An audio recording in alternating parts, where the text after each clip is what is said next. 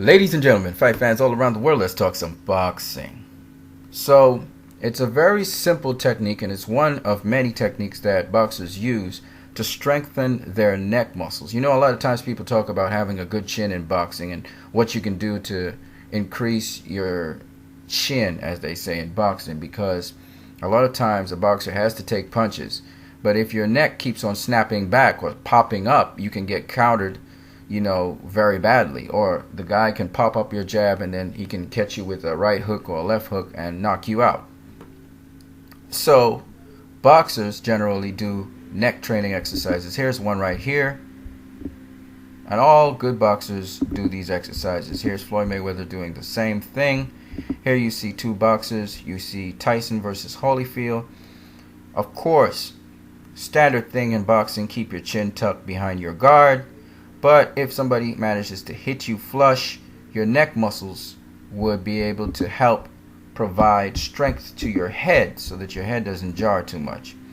Here is just a little chart looking at the leg muscles that are actually strengthened, and they actually have their different names. So the trapezius sort of holds the neck in place so that it goes either left or right. You have the stemohyoid, the omohyoid, and you have the sternocleidomastoid. Okay? These are different muscles that keep your neck in place. Alright? And these are important. So if somebody was to punch you straight on and your neck was to snap back, it's probably because you're letting some of these oids here, these hyoids, they're not strengthened sufficiently so that they have enough resistance to prevent that jarring motion. Okay, but remember, even though you strengthen these muscles, it can't really strengthen your chin, okay?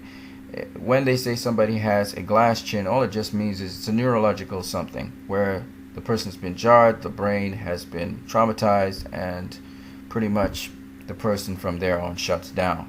That's why they lose their balance and they go down. Remember, boxing is not so much about how strong you are. You can be a really strong guy, but your wiring is such that you just took too much damage and you blank out. And all it takes is somebody to blank out. Of course, if you have very strong feet, you can blank out on your feet. You don't actually collapse.